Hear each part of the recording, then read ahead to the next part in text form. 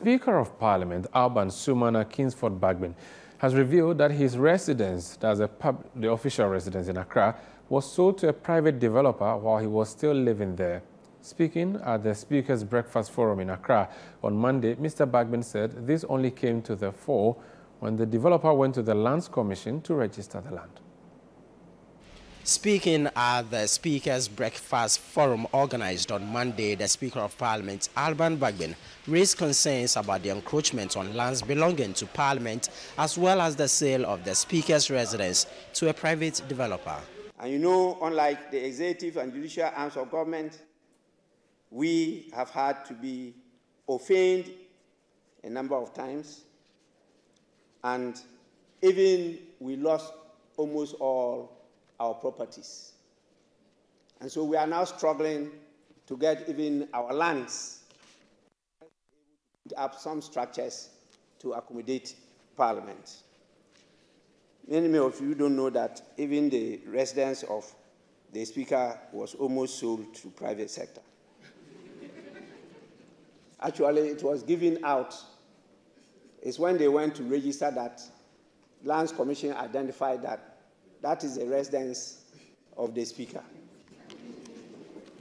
Luckily, I was inside, so it was safe. The Speaker added that Parliament will not be dictated to by the IMF to pass the Affirmative Action Bill under certificate of urgency. Our country is mostly running a governance dictated from outside. We are refusing to generate our own resources, and we are dependent on others to feed us.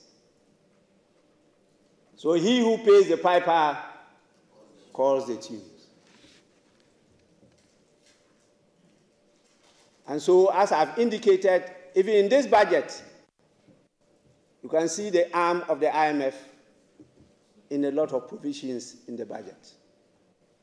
And a critical bill like the Affirmative Action Gender Equality Bill has come to Parliament under a certificate of urgency.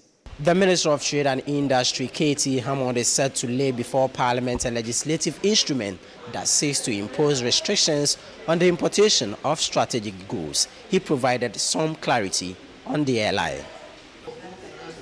Importation of certain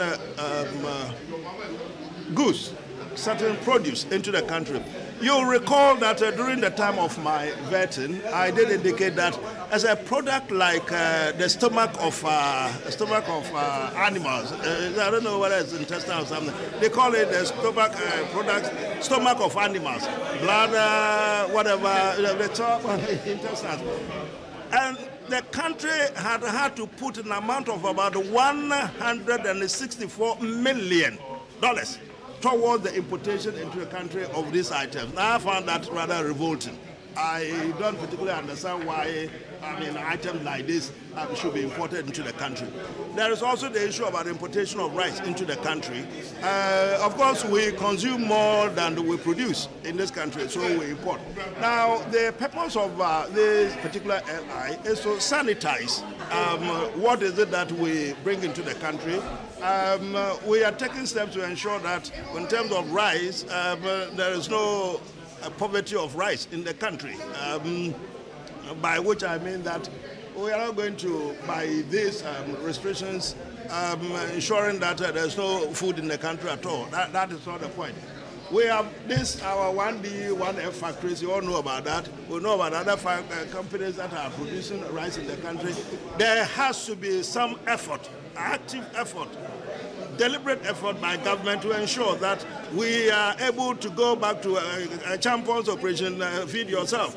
You know, we want to be able to ensure that the country is on the right foot and it has the capacity to produce, to meet its internal consumption.